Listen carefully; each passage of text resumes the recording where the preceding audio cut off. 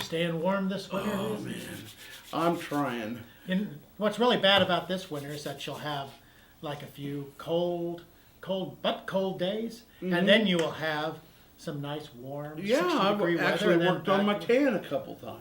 I know. The farmer's tan, of course. Yes, I've seen what that does. Well, hello and welcome to your old news update. It's cold. I'm Izzy Fitz. And I'm Bud Driscoll. And it's cold. I don't know whether to be warm or cold anymore. Let's shout out to our sponsors. Eagle Crest Retirement Community, 1501 East Magnolia. Yeah. Headley's Clothing, 1829 South 9th. If you need to bundle up, go to And at 211 West Iron is Smoky Hill Museum. topping the headlines from yesteryear. You are up, my friend. Okay, here we go. February 3rd, 1989. Yeah, another story about Old Man Winter. Old Man Winter. Undoubtedly the best friend of plumbers, mechanics, and battery salesmen. Yeah. And that hasn't changed. Nope. Continued his recent outrage in Kansas as temperatures dropped as low as 16 degrees below zero, with little immediate relief in sight.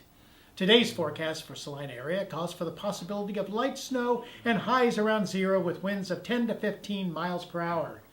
Tonight's lows are expected to be about 10 below zero.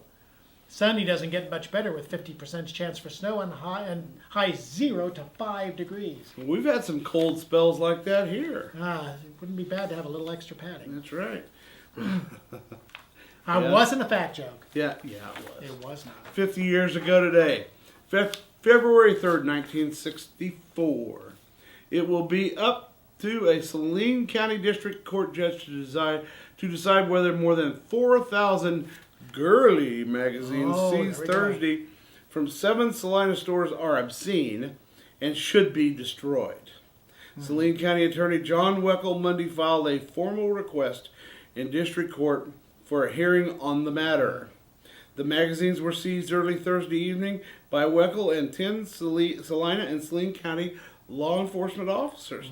Attorneys for the distributors and store owners from whom the magazines were taken are expected to argue against the charges that the magazines are obscene. And I'm sure Weckel and the officers went through each page. Page by page by page. Just to make sure it was obscene. That's right. You know, they're doing their jobs. That's right. Yeah, so power to you. I wonder if it's still in the evidence lockers. I don't know. It might be. Yep. I don't know. 1964 Girly Magazine's a lot different than a 2014 Girly Magazine. Yeah. I can tell you that. Not that I've seen it. No, I you have haven't never. seen it. February 3rd, 1939. While pile drivers hammer out a thudding rhapsody, an 8 million pound giant of steel and concrete is slowly taking shape at the west outskirts of the city, destined one day to carry heavy truck traffic over the US 81 bypass route. The site of the new viaduct is one of bustling activity. It has the likeliness of a rushing industrial center if viewed skyline-wise. I wonder if that's the one that's out on Broadway. Maybe so. Must be. Go check it out. That's right. Okay, here's a long one, so go take a coffee break. If Yeah, 100 years ago today. Well, 100 years ago, February 3rd, 1914.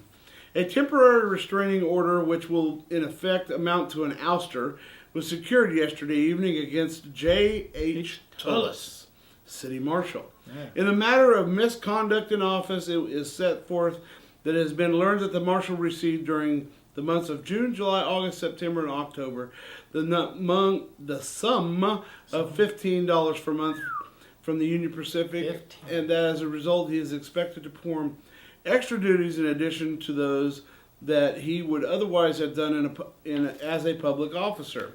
Wow. In September, it is alleged that Mr. Tullis gave his consent for a banquet at which a large number of people were to be present, and that beer and other intoxicating liquors might be used. Shameful. It is further alleged that in October 1913, when he was requested by the mayor to do his duty in a certain matter, that Mr. Tullis replied in an indecent and vulgar manner and declined to follow the instructions and used vulgar, indecent, and profane language, which is too indecent to be set forth in the petition. You know, when you're too vulgar for a petition, you're really bad. That's pretty bad, buddy. We'll see what happens to Tullis there. In the meantime, we'll go to February 3rd, 1914. A real African hyena is the latest acquisition to the collection of animals owned by Gerald Britt, the showman who makes his headquarters in Salina. The animal is a fine specimen of the striped hyena, and he will make a valuable addition to the Britt collection. The Brit collection. Britt collection, which now includes 2 Canadian black bears, a Mexican peccary, 2 kangaroos, 11 alligators, and some more common animals such as badgers, coons, prairie dogs, etc. Bless me. you. I'm allergic to animals. Especially hyenas. Even reading about it. Yeah. At this time of year, the animals are kept in winter quarters at Mr. Britt's place at the corner of 10th and Prescott. That's just right over there. Yeah, those prairie dogs, they'll make you sneeze every time. February 6, 1914, Dateline, Washington. Uh-oh. A shocking accident occurred 9 miles northeast of this city when Henry Peters, a farmer, fell against a buzzsaw which he and his brothers were operating. His left arm was severed above the elbow. A local physician and one from a hospital at Sabetha were summoned. The injured man, although suffering greatly from loss of blood and the shock, is thought to recover. They expected him to recover. Yeah, you know, those farmers are made out of some tough material. That's right. You ever know the old joke about the farmer cutting off his arm and taking it to the doctor and saying, "Doctor, can you sew this back on?" I bet you knew some tough farmers in your day. Yeah, I was 2 of them. I know, and you still got all your limbs, though. That's right. Read more about the way things used to be in the look back section of Monday's Salina Journal. Okay, keep warm, except when it's warm, then keep cold. And, yeah, Yeah. we'll see you. Yeah, yesterday.